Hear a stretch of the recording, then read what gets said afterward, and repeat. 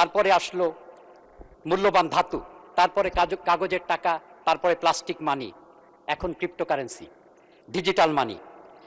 2009 সালে ক্রিপ্টোকারেন্সি যাত্রা শুরু করে আজ 17 বছরের যুবক। প্রতিদিন 24 ঘন্টায় সারা দুনিয়ায় আমাদের দেশে 3 বছরের বাজেটের সমান টাকা লেনদেন হয়ে থাকে। ইউরোপ, আমেরিকা, অস্ট্রেলিয়া, দুনিয়ার সমস্ত উন্নত দেশে এবং উন্নয়নশীল দেশে, এখানে দুনিয়ার বড় বড় স্টক এক্সচেঞ্জে, নিউ ইয়র্ক, টোকিও, সমস্ত জায়গায়, লন্ডন, ফ্রান্স, প্যারিসে কিন্তু এখানে আইনসম্মতভাবে ক্রিপ্টোকারেন্সির লেনদেন হচ্ছে। আজ থেকে 117 বছর আগে যদি কেউ 100 টাকা দিয়ে ক্রিপ্টোকারেন্সি কিনতেন, বিটকয়েন, এটার মূল্য হতো আজকে 1 কোটি টাকা। কিন্তু যদি এই টাকা কেউ ব্যাংকে রাখতেন 17 বছর আগে, সেটা হতো মাত্র 800 টাকা।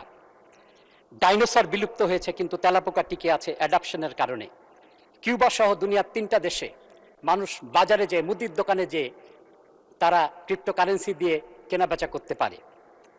দুনিয়ার বহু দেশের পার্লামেন্টে এখন আলোচনা হচ্ছে যে ক্রিপ্টোকারেন্সিকে ঠিক এই মর্যাদা দেয়ার। আমেরিকার অর্ধেকের বেশি স্টেটে কিন্তু রাষ্ট্রীয় রিজার্ভ হিসেবে বিটকয়েনকে নেওয়া হয়েছে।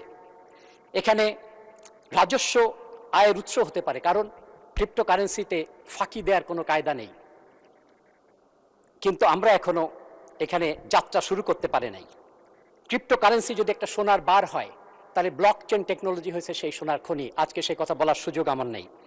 তাই আমি অনুরোধ করব, অর্থ, আইন এবং বাণিজ্য মন্ত্রণালয় নিয়ে অনতিবিলম্বে একটি কমিটি গঠন করে যথাশীঘ্র মহান সংসদে একটি রিপোর্ট পেশ করা হোক, এবং আমার বিশ্বাস সেই রিপোর্ট এটার পক্ষেই কথা বলবে, এবং আমরা 17 বছর পেছনে আছি, কিন্তু আমরা আমাদের যাত্রা শুরু করতে পারবো, এই আশা করে আমি শেষ